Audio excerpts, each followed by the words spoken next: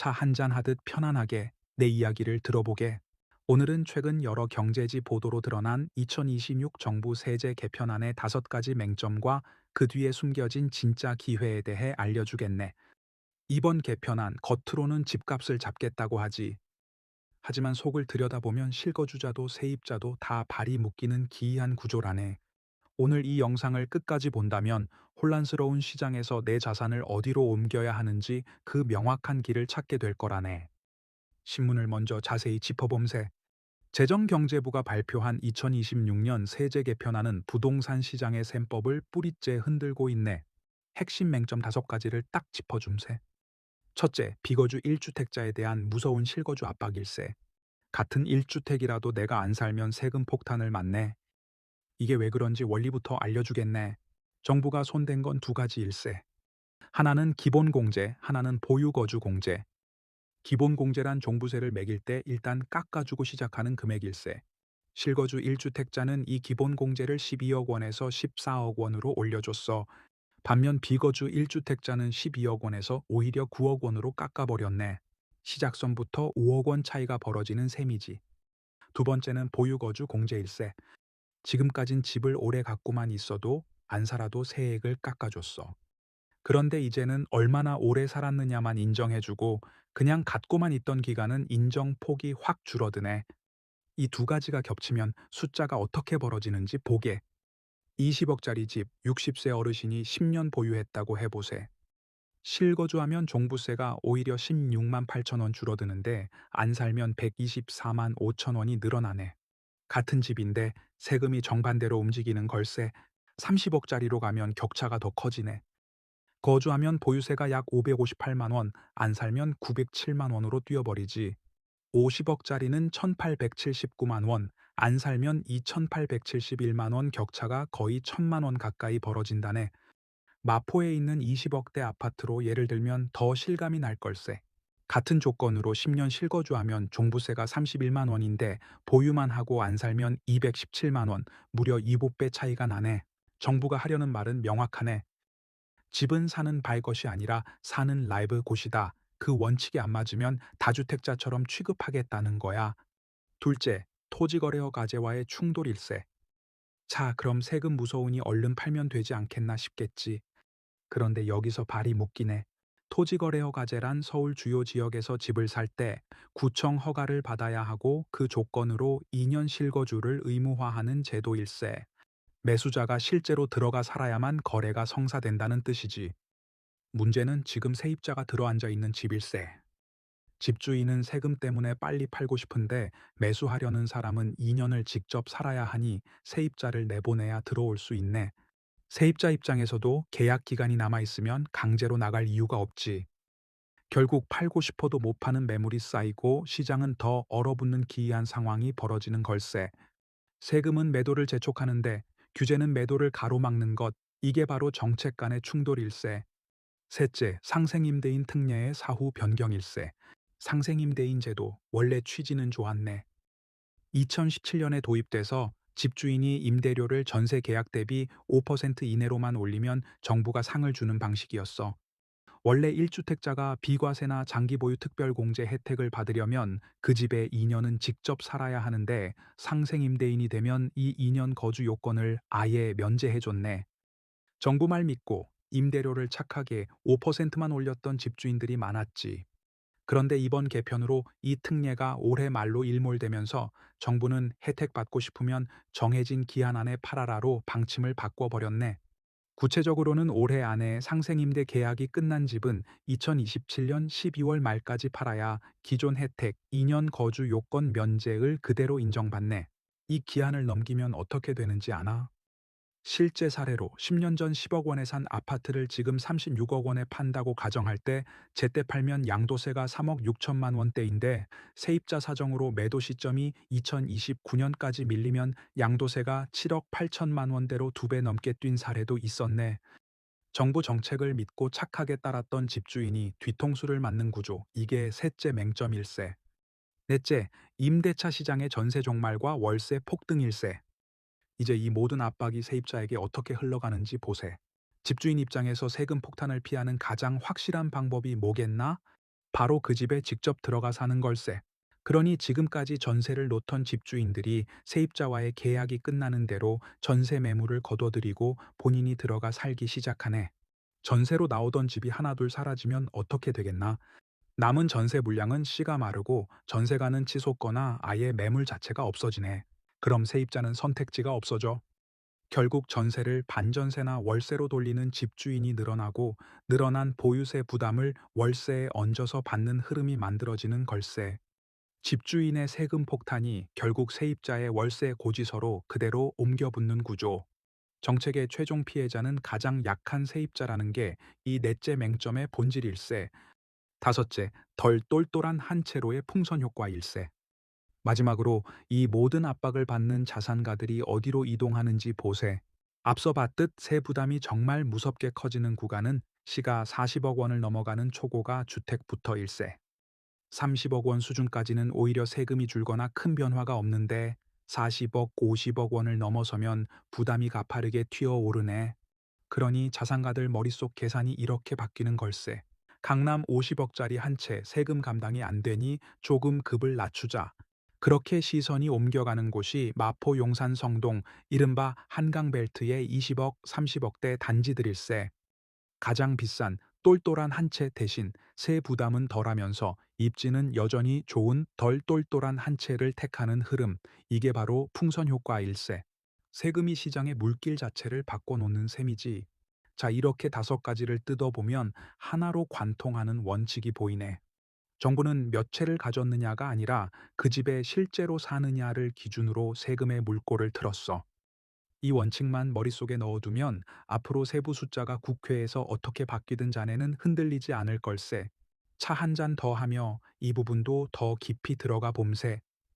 다섯 가지 맹점을 속속들이 알았으니 이제 그 뒤에 숨은 판의 논리까지 읽어내야 진짜 지적인 투자자일세. 자, 그렇다면 이 현상을 우리는 어떻게 해석해야 하겠나? 어려운 개념을 아주 쉽게 풀어줌세. 정부는 종합부동산세 기본공제와 장기보유 특별공제를 손봤네.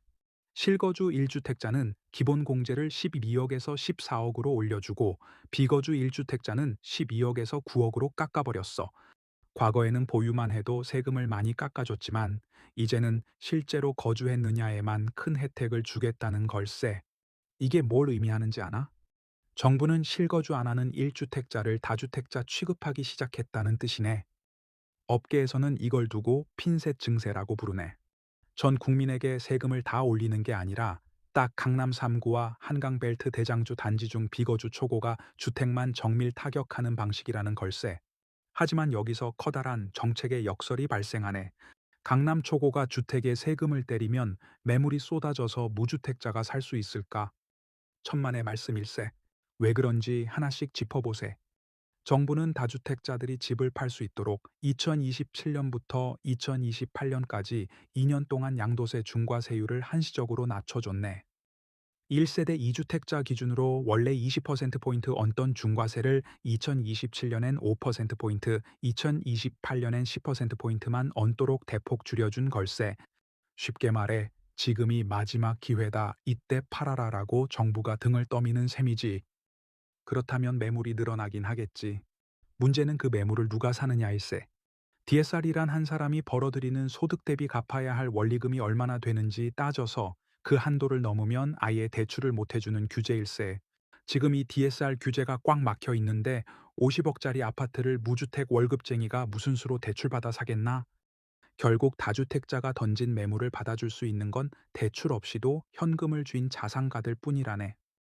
매물은 늘어나도 사는 사람의 얼굴은 그대로인 셈. 이게 바로 현금 부자들만의 리그가 되는 이유일세. 게다가 전세 매물이 마르면 세입자는 월세로 내몰리네.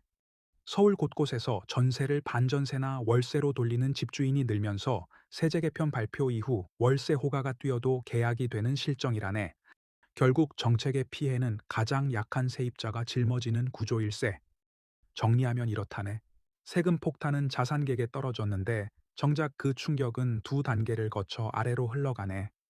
1단계 다주택자가 던진 매물은 현금 부자가 흡수하고 2단계 전세가 사라진 자리를 메우는 월세 부담은 세입자가 떠안는다는 걸세. 사다리 위쪽은 그대로 굳건한데 사다리 아래쪽만 흔들리는 구조, 이게 이번 개편의 냉정한 본질일세. 그런데 자네, 여기서 하나 더 알아둘 게 있네. 이 개편안 아직 확정된 게 아닐세. 발표 직후 입법예고의 반대 의견이 5,300건 넘게 쏟아졌고 대부분이 종부세 강화에 반대하는 목소리였네. 정기국회에서 논의를 시작하기도 전에 정부가 조정안부터 서둘러 준비하는 건 이례적인 일일세. 그만큼 여론의 반발이 거셌다는 뜻이지. 지금 정부가 들여다보는 건 특히 비거주 1주택자에 대한 예외를 넓히는 방향일세. 예를 들어 지방 발령이나 부모 봉양처럼 어쩔 수 없이 다른 곳에 사는 경우까지 싸잡아 세금 폭탄을 맞히는 게 맞느냐는 문제 제기가 나오고 있거든. 그러니 세부 숫자는 국회 심사 과정에서 얼마든지 바뀔 수 있어. 하지만 실거주자는 보호하고 비거주 다주택은 정상화한다는 큰 방향만큼은 흔들리지 않을 걸세. 정부가 세부 조항을 아무리 손보더라도 이 원칙의 뼈대는 이미 이재명 정부의 부동산 정책 기조로 굳어졌다고 봐야 하네. 그러니 자네도 디테일 하나하나에 일희일비하기보다 이 큰 물줄기를 보고 움직여야 하는 걸세. 그렇다면 자네들은 이 5가지 맹점 속에서 구체적으로 어떻게 움직여야겠나? 이번 개편안이기 때문에 가능한 딱 맞아떨어지는 전략 4가지를 제시하겠네. 첫째, 실거주 요건을 세금이 아니라 무기로 바꾸게. 이번 개편의 핵심은 결국 하나일세. 거주했느냐 안 했느냐가 세금을 가른다는 것. 그렇다면 답은 간단하네. 어차피 살 집이라면 전입신고와 실거주 기간을 미리 계획해서 채워두게. 특히 은퇴를 앞둔 자네라면 지금 다른 곳에 살고 있는 그 한 채에 몇 년 안에 들어가 살 계획인지부터 세워보게. 2년만 더 그 집에 실거주하면 종부세가 반의반으로 줄어드는데 그 계산도 안 해보고 세금 걱정만 하는 건 어리석은 일이라네. 실거주 기간을 채우는 그 자체가 지금 시대엔 가장 확실한 절세 전략일세. 둘째, 발이 묶인 매물이 나오는 타이밍을 노리게. 앞서 얘기했지. 토지 거래 허가제 때문에 세입자 낀 집은 팔고 싶어도 못 판다고. 그리고 상생 임대인들은 2027년 12월 말까지 팔아야 혜택을 지킬 수 있다고. 이 2가지를 겹쳐보면 시장의 시간표가 보이네. 세입자 계약이 만료되는 시점, 그리고 2027년 말이 다가올수록 발이 묶여 있던 집주인들이 어쩔 수 없이 매물을 던지는 데드라인 매물이 쏟아질 걸세. 이런 매물은 시장가보다 싸게 나올 가능성이 크네. 지금부터 관심 있는 단지의 등기부등본과 임대차 계약 정보를 챙겨보며 세입자 만기가 언제인지, 상생임대 계약을 낀 집인지 눈여겨보게. 남들이 세금 무서워 피할 때 자네는 그 매물이 시장에 나오는 타이밍을 미리 알고 들어가는 걸세. 셋째, 한강벨트로의 풍선 효과 환승을 타게. 강남 50억짜리는 세금 부담이 너무 무겁다고 했지. 그러니 자산가들의 눈이 마포 용산 성동으로 옮겨가고 있다고도 했네. 이건 이미 시작된 흐름이니 지금 당장 강남에 무리하게 진입하기보다 그 돈이 흘러가는 방향, 즉 한강벨트 20억, 30억대 핵심 단지를 먼저 선점하는 게 순서일세. 풍선 효과란 결국 돈이 이동하는 길목을 미리 아는 사람이 이득을 보는 구조라네. 넷째, 월세 시대에는 자네도 임대료를 받는 쪽에 서보게. 전세가 사라지고 월세가 늘어난다고 했지. 그 말은 곧 임대료라는 현금 흐름을 만들어내는 자산의 가치가 앞으로 더 커진다는 뜻이기도 하네.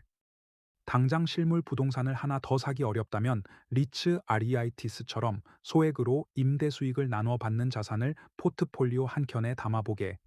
반대로 지금 전세로 살고 있는 세입자 입장이라면 계약 만료가 다가올 때 집주인이 실거주나 월세 전환을 요구할 가능성을 미리 염두에 두고 자금 계획을 짜둬야 하네.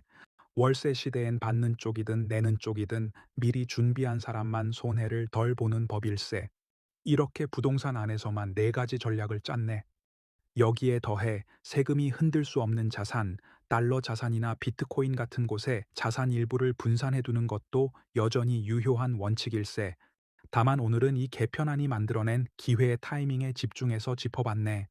세상은 늘 복잡한 제도로 자산가와 빈자를 갈라놓으려 하네. 하지만 판의 규칙을 읽는 자는 결코 흔들리지 않는 법이지. 바람이 세게 불수록 뿌리가 깊은 나무는 더 깊게 땅을 파고드는 법이라네. 어떤가? 강남 아파트 갖고 싶나?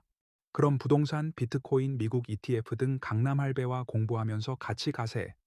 구독, 좋아요, 알림 설정하고 찬찬히 영상들 살펴보게. 강남 입성하는 그날까지 멘토가 되어주겠네.